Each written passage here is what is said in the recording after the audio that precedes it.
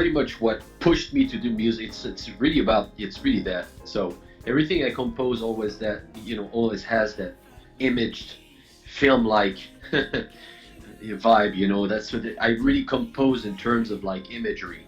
I see, everything every harmony represents something very visual. Let's make a toast to That's Hadrien Feraud. I'm Jamie Green, and this is Trading Fours.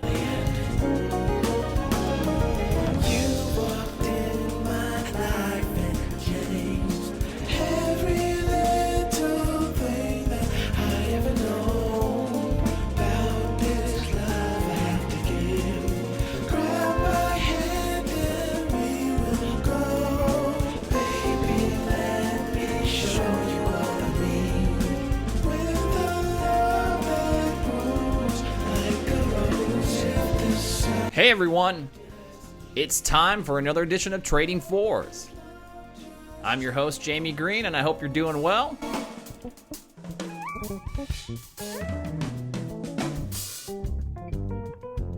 Hey, I don't know about you, but I really miss travel. I miss all those unexpected surprises that come when you venture out of your safe space, go to other parts of the country or the world.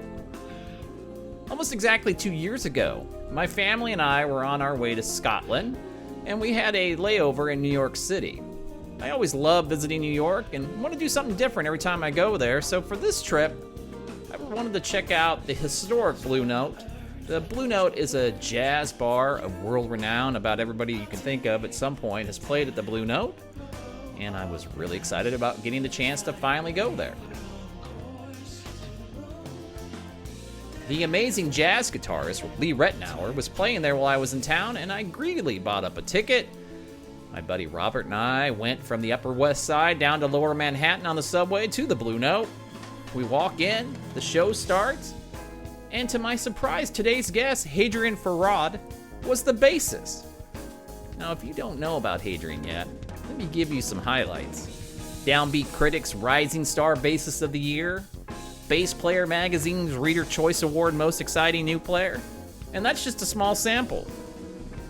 It was an amazing night. Hadrien more than held his own, and it's something that I'm always going to remember.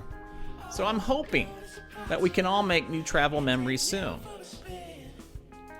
There's a misconception that the bass is just a single note instrument that plunks along while the guitarist or the piano player or whoever gets the spotlight. Hadrien proves that that's not the case. He plays incredibly melodic, harmonic, and beautiful bass parts that are the equal of any lead instrument.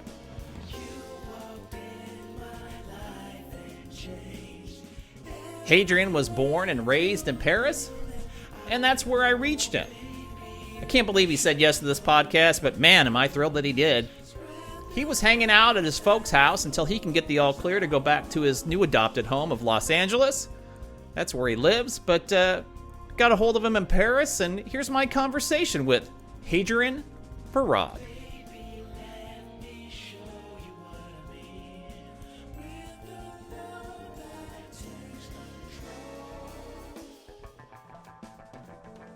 All right. Well, thanks so much for the time. I'm asking everybody this, Hadrien, because 2020 is such a weird year. How are you holding up? How are you doing? Well, indeed.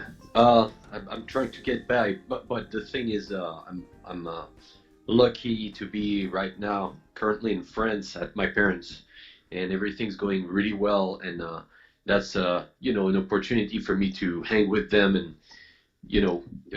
because that doesn't happen too often since I moved to California, so but everything's going really smooth, and I'm reconnecting with my country a little bit, and playing gigs here and there, to sort of trying to plan on my future when all this craziness fades out eventually. So by preparing my new music and working on this, and and the weather is nice and I'm healthy, so can't really complain so far. No, that's great. And knock on wood. Yeah, amen to that. And did I see right on your website, did you play last night? Is that correct? Indeed, yeah, yeah. I had a series of three shows with a you know at a club that I pretty much grew up in. So that's also really nice to connect. It's sort of like a family. So I love playing there. It's that kind of club, similar to you probably. Where are you based, by the way? I'm in Kansas City, which you probably know is a great jazz town. I think I went there once with Lyric Nauer, and we played at some theater, but I'm not sure what name. Yeah, may have been the Folly, may have been the Uptown, could have been a lot of places, but Could have been the Uptown. I okay. think that sounds familiar. But anyways, that's the kind of club that's similar to like Baked Potato in Los Angeles, uh, or the 55 Bar. That there's so this is this kind of club where we all used to hang, where we were really young, and I guess we kept going there. So anyways, that was really nice. Absolutely. Well, that's great you're getting to play because I'm sure you have a lot of friends still over here, and the world's pretty locked down here. The Americans, we're knuckleheads. We can't figure out how to do things right. So, yeah, go ahead. Yeah, I heard about it. Yeah. Yeah, I mean, I'm playing in parking lots right now. That's where I played last night. Well, it's the only way you can do it safely, so it makes sense. Yeah, a lot of things are going to change as far as performances, I guess. But you got people in there. I mean, I guess you got Yeah, everybody. good amount. People are seeking for that right now. So Yeah, well, they feel better about it, and the one good thing about America is we have a lot of space. So the parking lot I played in last night was probably about the size of a football field for you. wow, And people just brought their own lawn chairs and sat out, and and it was a good feeling to play. I mean, and, you miss it when you're not doing it.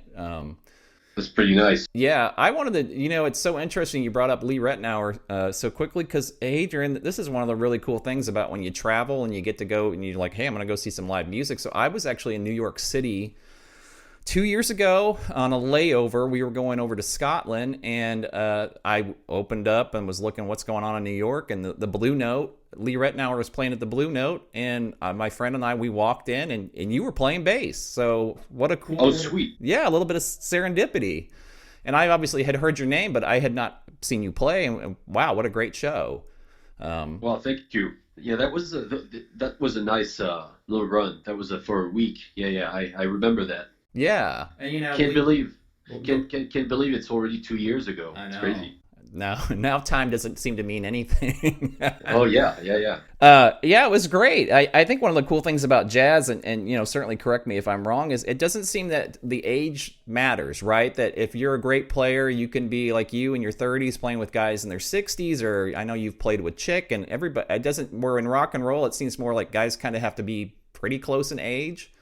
So I like that generational thing. It's funny. I never thought of that actually. That's funny. I didn't know that, rock had were tend to. I didn't know about that. I didn't know actually. Well, only time I can think, when like Queen now is doing something with Adam Lambert, that's about the only. But for the most part, they kind of hang out with the same age group. But I love in jazz that you can have this generational thing. It's like if you're a great player, you're a great player, and let's play. And and I'm.